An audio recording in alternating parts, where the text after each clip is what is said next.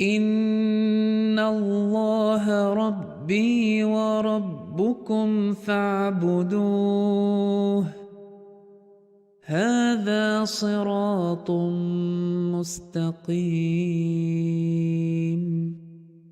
Welcome back, our dear viewer, to another episode of Truth Unveiled, a program where we discuss the allegations against the promised Messiah and his community of Jamaat Ahmadiyya. We assess, do these allegations hold any water, or actually it is all just falsehood and lies? In this very episode, presented to you by your host Kasozi Mahad, we have more allegations always coming in, and this episode specifically we are going to discuss about the promised Messiah alayhi salatu wasalam and the British government. There are a lot of allegations concerning the promised Messiah and the British government. For example, the critics always say that he always showed extreme loyalty to the government of the British. He always praised them very much, and he actually wrote a whole book about the British government. To take you on this journey, I'm not alone.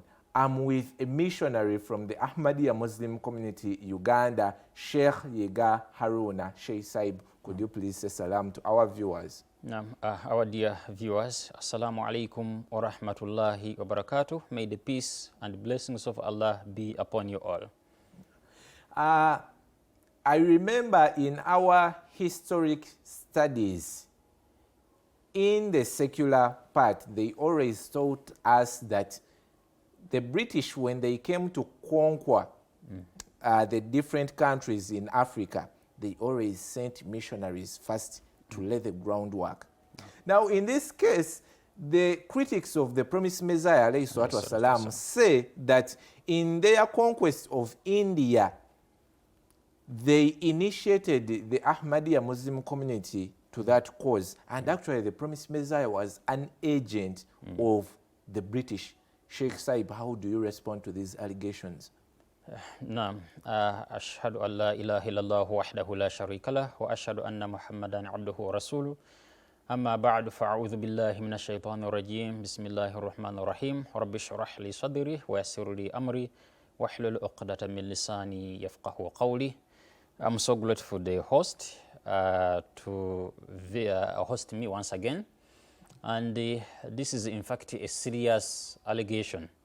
Normally here in Uganda you hear ignorant people, okay, teaching what they don't understand. They teach others that these Qadianis, okay, they were initiated by the British, which is not true. And all this propaganda was spread by the mullahs, the Maulvis in Pakistan, who are the opponents of Jamaat Ahmadiyya. So you have to remember very well that the British, okay, they came to India even before the promised Messiah alayhi salam claimed to be the Imam Mahdi, the promised Messiah alayhi salam, okay, and the British were supported, okay. So we have to remember to know the background of all this. What caused this? Okay? It is because in India, there are many religions, in fact, but there was a religion known as Sikh, the Sikh people. They used to torture the Muslims, and they were not allowing them to practice their religion, okay? But when the British came in India, they tried their best to make sure that all the people from different regions, they have their right of worship, okay?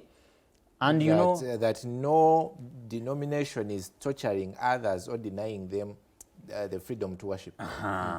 Okay, and for that reason, the promised Messiah alayhi salam, it is known, it is in history that the promised Messiah alayhi salam was the biggest fighter, okay, for Islam.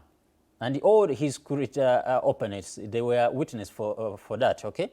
So once the British were trying their best to act justly, he supported them, okay? And not only him, but even some of other Muslims also, they supported them because the Muslims were about to get their rights, okay? And after that, the Muslims were able to practice their religion, okay? But after the promised Messiah alayhi salam claiming to be the promised Messiah, the critics started raising these allegations, okay? But funny enough, these allegations, some of them, are raised by our current so-called scholars, because those so-called scholars who were opponents of the promised Messiah alayhi salam, in fact, they used to report to him, to the British, that he is opposing them, okay? That he is opposing the British, okay? In order to let the British fight him, okay? So they are just contradicting. And this can show you that this is a baseless allegation, okay? So the promised Messiah was never an agent of the British, and Jamaat Ahmadiyya was never established by the British, okay? Rather, the British brought that justice. That's why the promised Messiah alayhi salam had to be grateful to them. Now, Jazakumullah sana jaza Shaykh Saib. Now, in Islam, the history of Islam, the history of the Holy Prophet sallallahu alaihi wasallam, we've seen armed jihad. We've seen a lot of battles. The Battle of Uhud, the Battle of Badr, and all that. Muslims have always participated in armed jihad. Now here comes an allegation that the promised Messiah alayhi salatu wasalam showed extreme loyalty to the British and went ahead to actually prohibit armed jihad in Islam. His community, they don't participate in armed jihad and they don't agree to anything to do with that. Yet in Islam, armed jihad is written in its history. How do you respond to that? Now, for that case, in fact, you know, just as it is a practice of the opponents of Jamaat Ahmadiyya, that they pick some extracts out of context, okay? Just as you see that some of the Christians, they quote from the Holy Quran that like, وَيْلُ لِلْمُصَلِّينَ, okay? That woe to those who are praying, okay? Like the one who are observing prayers, they are going to face punishment, okay? So you have to read what we call it sibaq wa siyaq, what is before and after, okay? So why the opponents say this, I would like to quote what they normally quote by saying that the promised Messiah alayhi salam used to praise the British and showing a great loyalty to them, okay? From one of his writings, okay? Remember that the allegation is raised based on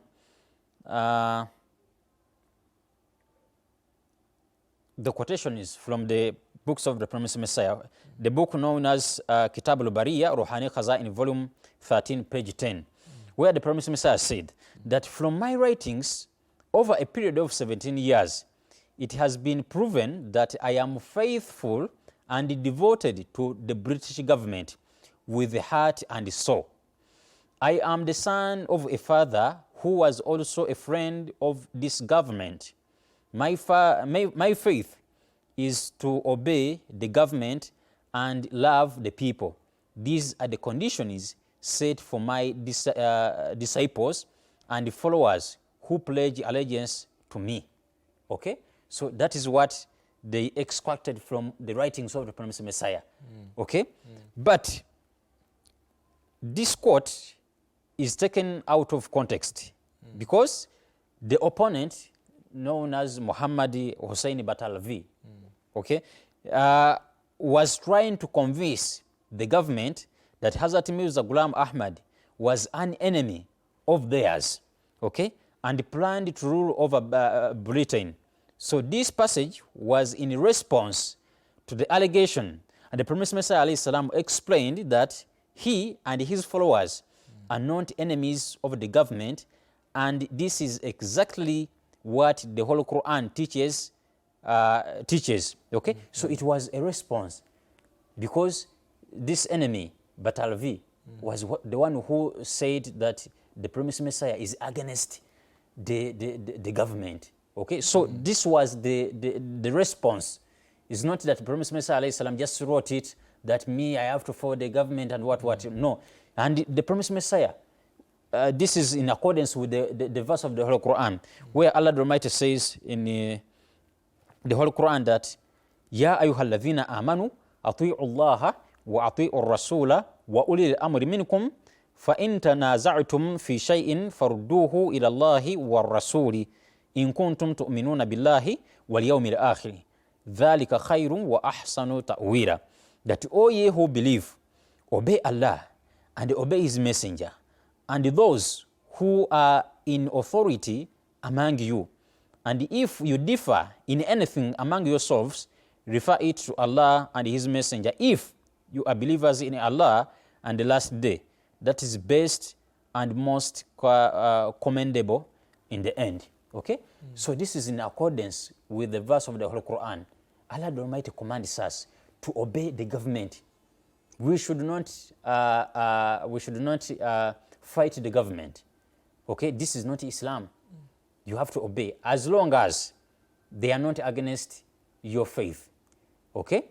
And the promised Messiah alayhi salam used to quote the incident of the companions of the Holy Prophet sallallahu alaihi wasallam, as we just mentioned earlier, that the companions of the Holy Prophet sallallahu alaihi wasallam, they were persecuted. Okay, they were not allowed to practice their religion, and in such a situation, the Holy Prophet sallallahu alaihi wasallam told them that they have to go to Abyssinia, the present Ethiopia. Okay, because there was a king, and that king was a Christian. Okay, but because he was just and he was compassionate to people, the Holy Prophet sallallahu alaihi wasallam told them to go there to seek refuge. Okay, so that's the same what the promised Messiah alayhi salam did, because once somebody does something good to you, you have to be grateful to him. So once the promised Messiah alayhi salam was so loyal and grateful to the government of the British, so the critics started raising allegation that this Jamaat was started by the British, which is not true. And this is from the hadith where the Holy Prophet sallallahu alaihi wasallam said that man la yashkuru nasa la yashkurullah. You can never ever be able to be grateful to Allah if you are not able to be grateful to your fellow human beings. Okay, so this is what the promised Messiah alayhi salam did. Okay, in accordance with the teaching of the Holy Quran and the teachings of the Holy Prophet sallallahu alaihi wasallam. So there's nothing outside of the teachings of Islam at all. So he was never acting on his own. He was just following the teachings of the Holy Prophet sallallahu alaihi wasallam. Sheikh Saib, is it true that the promised Messiah really banned the armed jihad and he never believed in it? No, that is quite a good question. That's why the promised Messiah alayhi salam wrote this book known as the British Government and Jihad. You know, one of the reasons why he wrote this book, it is because those Mulvis, okay, the critics, they used to tell the British government that since Hazrat Mirza Ghulam Ahmad has claimed to be the Messiah, okay, and the Imam Mahdi, So, and it is written in the hadith that when Imam Mahdi comes, he will be a bloodthirsty Mahdi, okay? He will shed blood. And they told the British government that he is going to attack them. Remember, the British government had just experienced the bitterness of Mahdi of Sudan, okay? So once they told them that even this one has claimed to be the Mahdi, so you have to be on your guard, okay? So that's why the Promised Messiah alayhi salam wrote this book to make it clear that the jihad of the sword is no longer active. It has not been used at the time of the Promised Messiah alayhi salam, because the Holy Prophet sallallahu alaihi wasallam, while making this prophecy of the coming of the Promised Messiah, he said that وَيَضَعُ الْحَرُبُ, he will put an end to the war. Means there will not be any war, okay? So what the critics normally say that the Promised Messiah alayhi salam banned the jihad completely. And in fact, this is a matter of using common sense, okay?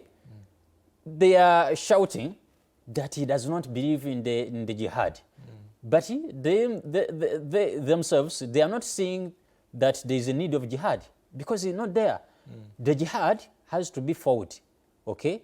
According to the verse of the Holy Quran, Allah Almighty says that وَقَاتِلُوا فِي سَبِيلِ اللَّهِ الَّذِينَ يُقَاتِلُونَكُمْ. It has to be between those people who are fighting you and you, okay? But nowadays, nobody is fighting Muslims. Everybody has his right to worship as he wishes. But the jihad is still there. But not the jihad of the sword, but the jihad of the pen. Because at the era of the Promised Messiah, Imam Mahdi, people are attacking Islam by the means of the pen, by writing. They have wrote a lot of books. Okay, so now the jihad we have is the jihad of the pen, not the jihad of the sword or attacking people with the bombs and that jihad is no longer there. And whoever does that is doing something wrong, because it is not even in the Holy Quran. Allah Almighty says that أُذِنَ لِلَّذِينَ يُقَاتَلُونَ بِأَنَّهُمْ ظُلِمُوا, that the permission to fight back is given only to those people who are fought, okay, because they are wronged. But you find that some people, those who are claimed to be Muslims, they just attack people, they just attack mosques, they just attack the churches and kill innocent people, okay? That is not jihad, that is murder, okay? So at the era of the Promised Messiah, we have jihad nafs, jihad of reformation. Yes, you fight your own ego, your own self. If you have been doing something evil, you have to fight your own soul, okay? And that is the biggest jihad. Yes, in fact, I remember in one of the hadith, the Holy Prophet sallallahu alaihi wasallam said that we have come from the small jihad to the bigger jihad. Small jihad is the jihad of fighting with the arms, with the sword. The Prophet sallallahu alaihi wasallam called it small jihad. To big jihad, the biggest jihad is fight your own soul. My brother, if somebody has been an adulterer or has been a fornicator, somebody who has been robbing, somebody who has been smoking, somebody who has been drinking alcohol, my brother, to leave that habit, it is really a big jihad. I always see people who are trying to leave things like alcohol addiction, and people are just always defeated in their battle to stop the addiction. That is a very big jihad. That's why the Holy Prophet ﷺ said that this is the biggest jihad, reformation. You have been not praying. You have to fight with your own soul to make sure that you pray. You have been not praying tahajjud. You have to fight with your own soul to wake up in the night, perform ablution and pray. My brother, that is the biggest jihad.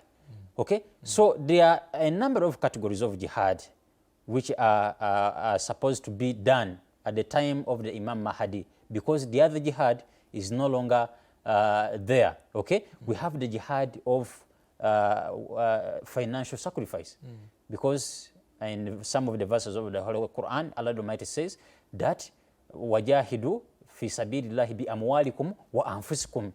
Just strive in the way of Allah the Almighty with your own soul, okay, and with the wealth, okay. That is also jihad. In fact, jihad comes from the word juhud, to strive. But a lot of people mistakenly think that jihad means to go and fight somebody. No. So actually, the actual meaning of the word jihad doesn't mean fighting, but striving. To strive. That's why even you see that the night prayer, it is called tahajjud. Okay? Tahajjud coming from the word juhud. Remember, to It's wake like a up battle. is a battle. Yes. To wake up around The deep 4 sleep. o'clock, 4:30, that's when you start enjoying the sleep, Yes. enjoying the good, nice dreams. To wake up at that time, battle. it is a battle, it is a war, it is to strive. Okay? So it is not easy. That's why it's called tahajjud. You have to sleep and you wake up. Okay? And you have another jihad. Okay? Which is called, Allah the Almighty says that wajahiduhum bihi jihadan kabira. Fight with them, I mean strive with them with it. Okay? And he was talking about the whole Quran, that when you are attacked, okay, strive, argue with those people, your opponents, with the whole Quran. So with it, he wasn't referring to a sword. No, not a but sword. actually the Holy Quran. Naam, the whole Quran. So the promised Messiah alayhi salam never ever abolished jihad. The jihad is there, but the jihad which is no longer in use is the jihad of the sword. That one is not there. And that's what the enemies used to threaten the British, that the man is going to attack you. Okay, so the promised Messiah alayhi salam wrote this book to make everything clear that there is no any jihad of the sword. Okay, because the promised Messiah alayhi salam, although he was so grateful to the British government, but he also used to say what is against them. For example, they were Christians, okay? And he used to invite them to Islam, and he told them clearly that Isa alayhi salam, Jesus, is not God. Even is not son of God, because God does not have a child. God is one, okay? So if he was working with them in order to please them, he would not have told them what is against their Aqidah, their doctrine. Even he wrote to the Queen of the British, even the book is called a gift to the Queen, okay? And in it, he told her, he was calling her to Islam, that embrace Islam, what you are believing in is not right, okay? So to say that he was doing everything in favor of the British is wrong, is not true. He couldn't have written a letter to their queen inviting them to invite her to Islam. And if he was actually an agent of them, he couldn't have been doing that to the boss herself. So Sheikh Saib, then I also had a question whereby I was about to ask you. There is an allegation that the promised Messiah loved the British government so much that he even reached an extent of writing a book praising them, whereby the book is called The British Government and Jihad. But our dear viewer, you are my witness that in what he was saying, he actually revealed to us the actual purpose of writing the book, The British Government and Jihad. It was never about his love with the British, but he explained to us why he wrote that book. Then Sheikh Saib, lastly, in a few minutes, again they said that he always used it to praise the British government so much, to the extent that he said that their rule was a divine blessing. Why did he say that? Naam, their rule, it is true, because the Muslims were tortured, as we discussed earlier, okay?